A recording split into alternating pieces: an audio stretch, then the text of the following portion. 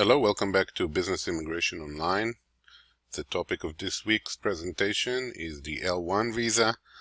This is the first of two parts. We're going to talk a little bit about the procedure involving in this kind of visa as an example for many of the other employment-based visa petition that requires a process with USCIS before a consulate can be involved. The basics of the visa, as we saw in the reading, the qualifying relationship between the two entities that transfer the foreign national between one abroad to the U.S. The type of relationship is defined by regulation: parent, subsidiary, affiliate, joint venture, branch, office, and so on. As is defined over there, and the relationship must exist at the time of filing and throughout the validity of the visa. Without qualifying relationship, the visa ceases to be valid. In order to qualify, an employee must be either managerial, executive, which is the L1, A, or specialized knowledge, which is the L1B. And they also must be transferred to the U.S. to do one of the two categories, either managerial and executive or specialized knowledge.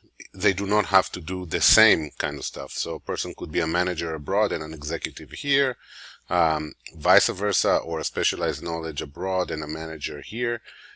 It's all okay as long as all the activities, both there outside of the country and in the U.S., fall within one of the two definitions. The procedure, as we discussed with H-1B, to get an approved petition in general is to prepare the documentation, and then the petitioner file with USCIS that has to verify all the acts, make sure that the relationship and all the other conditions are met, and then only once USCIS is approving the petition and issue an approval notice can the foreign national go to the consulate and get the visa in their passport in order to gain admission. The petitioner must establish all aspects of the qualification, meaning the qualifying relationship, the foreign national's 1 year of employment, the capacity which the person worked with, and to establish that the position offered here also meet those requirements. And that has to be done by showing the best evidence that can support these contentions.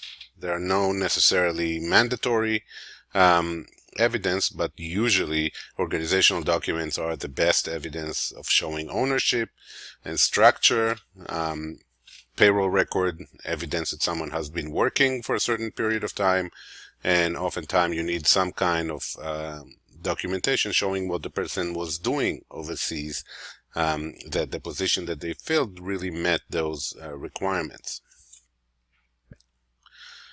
One particular provision with regard to L1 allows for new enterprises to start operation in the United States and obtain a visa for an executive or manager, usually, in order to come to the U.S., often to kickstart the business and get them going, hire people, get the customers, the client, all that stuff. Generally, the degree of evidence that is required with a regular petition will not be able to be met by a new entity, because you have to show that both companies been doing business for a while, and doing business for this purpose is a systematic provision of products and or services, and it does not include all the preliminary activities of registering a company, leasing an office, and all that. These don't count as doing business for the purpose of the L1. So in order to avoid a vicious circle or a loop in which in order to start the company the person must get a visa, and in order to get a visa the company must be doing business for a long time already, to avoid that, the regulation allow for a new office. Essentially USCIS allows you to get a visa based on relatively minimal evidence of actual activity and good evidence of what is planned and how it's going to be planned. And this way you can get a visa, but that visa is given for a year, and the foreign national must renew, or the petitioner must renew the visa after 1 year, which is not a whole lot of time for in the life of a business. Usually what's important, very important, is the business plan that is presented with the petition. Again, since the company, the new office, does not necessarily have a lot going on already, they should be able to articulate a very good business plan that shows the nature of the business, how much money the parent company or the company abroad made available, or how much money they have otherwise.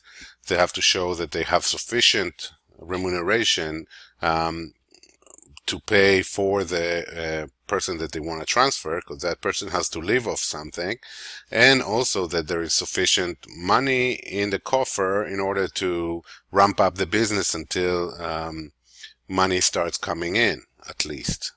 Organizational structure is very important. It's a part of almost every business plan, and definitely every petition. And financial forecasts and manpower forecasts are also extremely important, because these are the things that the company is going to be judged on 1 year after the approval of the petition.